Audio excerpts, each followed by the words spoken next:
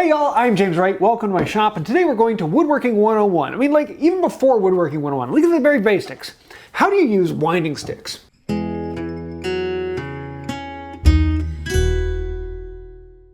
Before you do any work in the shop, you need to understand the wood you're going to be working with. If you want your joints to be accurate and tight, you must have a good reference surface, whether that's your edge or your face or a combination of the two. The problem comes with how exactly do we go about measuring it? This looks straight. I can get a known straight edge and I can put it on there and say that, yeah, it's pretty well flat. Across there, there, there, and there. So this means that this is good and true, right? Well, let me do that with this board in the vise right here. If I check this board, it's flat there, it's flat there, it's flat there, it's flat there, it's flat there. Great, it looks great, isn't it? The problem is this board is actually twisted, or what we would call wind. It has wind in the surface. The surface isn't perfectly flat. It might be straight across, but it's twisted. So if you check it at any one particular point, you're going to get a nice straight edge. And because it's rather narrow, even if I went diagonal, I would still get a relatively straight edge, and I wouldn't be able to know, is it actually twisted? If you use a twisted or winding board, then your whole project is going to be winding if it's based off of this surface. So we need to check this and see, does it have any wind? And for that, we're going to use winding sticks. Winding sticks are really simple sticks that just match each other. They are both parallel, usually. However, if they both have the same angle and they both have the same taper, they also work. So if I had sticks that went from 1 inch to 2 inches at the same distance and the same length, they would also work as long as they are the same. Some people will even use framing squares or levels. You can put it on there and you know that this is parallel to whatever the other one is going to be. So what I do is I put one stick on here, there's a dot to let me know it's the center of the board, and I'm going to put another one way down here at the other end of the board. And just like that, it becomes really obvious that those two don't match.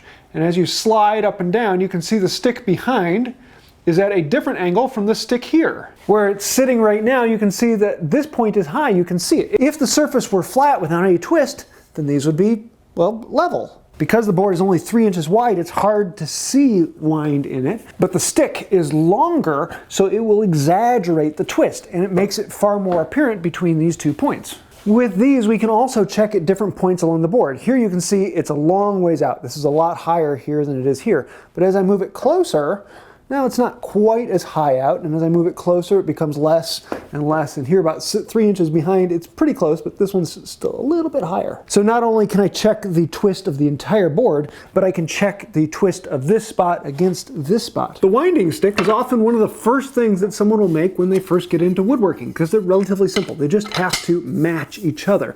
They don't even have to be perfectly straight as long as both sticks have the same angle to them. A lot of people like to put other embellishments in, such as the dot, so you know where the center of it is. Some of them put a darker surface on the back one and a lighter surface on the front one so you can see them coming out a little bit better. And then some people even make these little things.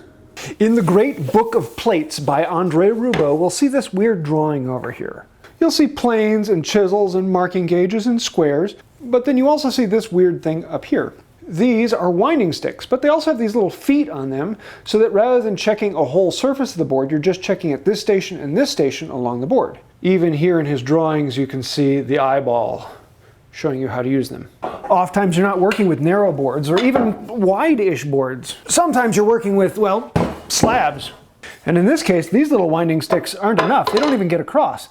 They need to be wider than the slab so we can exaggerate what exactly is wrong with this. So in that case, I make winding sticks. These are 4-foot long winding sticks, and they work very well to set in here, and I can get an idea of it. But already, you can see the problem. This has this huge cup in it, and if I want to get a better idea, I need to be able to test points rather than just testing the outside edges. What if there's a big gouge over here, and I want to actually test a location in this board rather than what happens to be the highest point here and here? And that's where these little feet come in. They allow me to set a point, and if I know that this point is low and I want to move things around, I can shift this in or out, and I can check here to here, how is that to this? And this allows me to move these around the board and learn more about where is this board level, where is it twisted, where is it cupped, and I know what all I need to know about this particular slab. When flattening a slab, you need to know where the highest spot on the board is. You need to know where the lowest spot on the board is, because you never want to touch that lowest spot until your last shaving. And you always want to touch the highest spot first. The idea is to take down all the high spots and then test it again and take down more high spots, and then test it again, take down more high spots until you're down to the point where there's only one low point left and everything else is flat. Then you take another shaving and the whole thing is flat. Winding sticks exaggerate the problems of the board so that we can easily, quickly find where those problems are and address them to get a nice clean surface.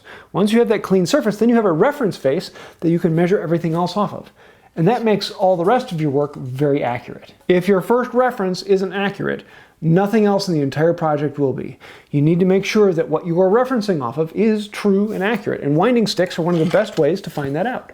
Once I've tested the board and I've removed the wind and I know this surface is true and flat, then I can bring in my square and I can start working on this side. And as long as I'm referencing this face that I flattened down, now I can try the edge of the board and bring this to 90 degrees with this surface. So I'm referencing this surface off of the one I already know is true. With the square, you're trying the edge, so it's now tried and true. Now I have a reference edge and a reference face, and then I can go around that and I can measure everything off of those to know how wide does this board need to be, how thick does this board need to be. I can measure off of the known surfaces that I can trust. And that all starts with winding sticks. Whenever I bring wood into the shop, these are usually the first thing I pull out to learn about the board and figure out where it is. Even if I buy S4S lumber that's all been cleaned up and supposed to be true, oftentimes it's not. Especially if you move it from one room to another, humidity, changes in air, and everything moves because wood never quite stays the same. Winding sticks are what help you figure that out.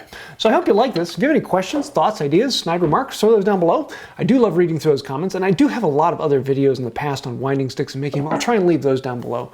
But thank you for putting any comment, like, and share. You know all those things. Thank you. It really means a lot.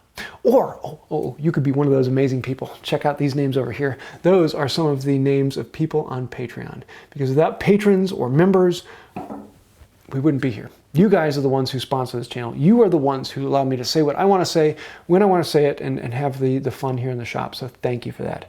Without patrons or members, we wouldn't be here. We are completely sponsored by you. So thank you for that. If you'd like to find out more, you know what to do. Buttons, links, thank you. I think that'll do it for now. Until next time, have a wonderful day. Oh, I forgot to mention the best feature of these.